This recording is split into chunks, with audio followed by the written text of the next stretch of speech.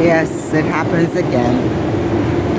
A commuter end up have to defend himself to the death on New York City subway.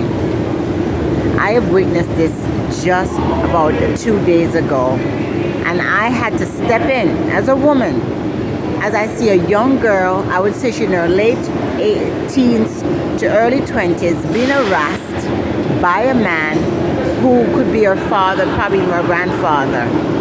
Start yelling and screaming at her that everybody else is dressed properly for the train, and she's half naked, and she's a whore, and she's a prostitute, and he was just getting very irate, and she was on her phone talking with those earbuds in her ear, and he said, "Shut up, don't say nothing," and just keep yelling and screaming at her. And myself and another woman say, "Leave her alone."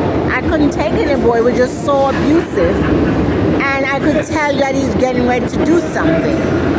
And then another guy came up next to him and said, and tell him to shut up, and he wouldn't stop, and the guy slapped him. Well, I don't even blame the guy.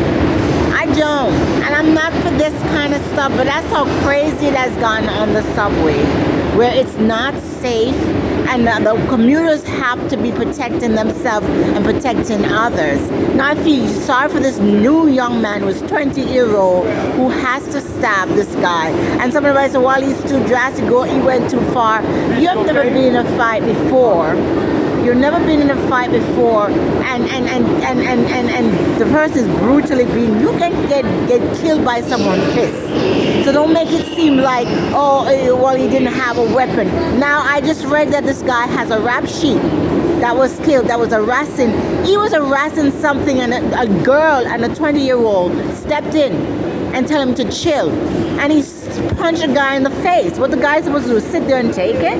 Now I'm a Christian, and you say, well, you should advocate violence and stuff, but we are also human, and we are reactive. And here you have this guy punch a guy in the face, and I guess he probably was beating him so bad that he had to pull out his knife. I'm not an advocate for this, but I understand. I have been on the train a lot of times, and it's the guy, people come on, they're violent, threatening, and intimidating the passengers. And no cops inside. No cops inside to protect the people. And even when cops are inside, these guys don't show up then. They don't show up then when the cops are around. And the cops can go but so much. You don't have many cops because a lot of them are resigning, like the chief.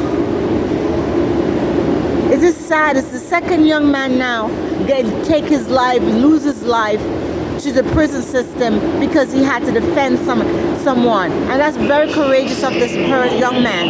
And the other one before who stepped in. And people want to say, well, you don't have to. You don't know what's happening at the moment, and what people. Sometimes people are so afraid they don't realize what they're doing. So that's how crazy it has gotten.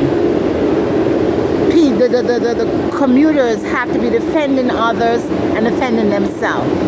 I feel so sad, and I'll be praying for this young man who now has been charged because he stepped in to protect a woman. And I see it happen this week. I see it happen where this man harassed this young girl. Now, young people are going to dress whatever way they want because they're young people. That's what they do. Even older people dress a certain way. How is that your business? But he also was like not even, he was drunk. He was like, because I even had to say to the guy, when he said he's drunk, don't say nothing to him. But at the same time, he was getting so irate over the girl, how she's dressed. So sad.